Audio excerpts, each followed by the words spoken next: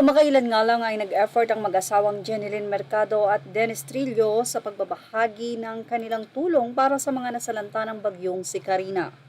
Si Jeneline Mercado ay ibinalikang starstruck para magkaroon ng donasyon para nga sa mga nasalanta. Siyempre katulong niya dito ang Mr. na si Dennis Trillo. Sa kabila nito ay tila hindi pa rin napapatawad ng mga netizen kahit nga ipinaliwanag na ang nasabi nga pong message back ni Dennis Trillo sa nasabing tanong ng netizen kung lilipat na ba itong si Jeneline Mercado sa ABS-CBN at ang sagot nga ni Dennis Trillo sa kanyang TikTok account, kung di tayo nagkakamali, ay may ABS-CBN pa ba or may ABS pa ba? Which is pinaliwanag na nga ng manager at ng ahensya ni Dennis Trillo na hindi si Dennis ang nag-response na yon, kundi ang kanya nga pong account ay na-hack. So sabi ng mga netizen, kapag ka nagkakamali at para pagtakpan, hack agad, ibinilik nga ni Dennis Trillo at Jeneline Mercado ang kanilang Starstruck PH para makatulong sa mga nasalanta ng bagyong Karina. Nanawagan sila ng donasyon at mabilis na nag-donate ang mga ating mga kababayan. Ang maganda sa Starstruck page na Dennis at Jeneline, pati mga pet ay kanilang tinutulungan. Pinasalamatan ni Jeneline ang mga animal lovers at advocates na nagpadala ng donasyon, kasama ring pinasalamatan ng aktres ang isang pet store na nag-donate ng pet food at tumulong pa sa pagpapak ng relief goods.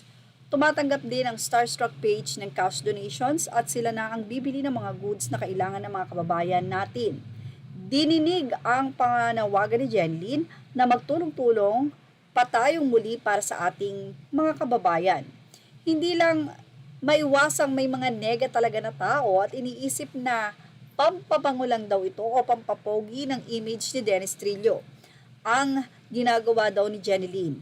Nagalit kasi ang ibang mga netizens sa akala nilang comment ng aktor laban sa ABS-CBN.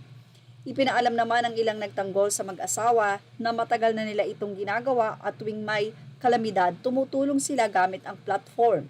In fairness, mas marami naman ang natuwa at nagpasalamat kina Dennis at Jeneline sa effort nilang makatulong.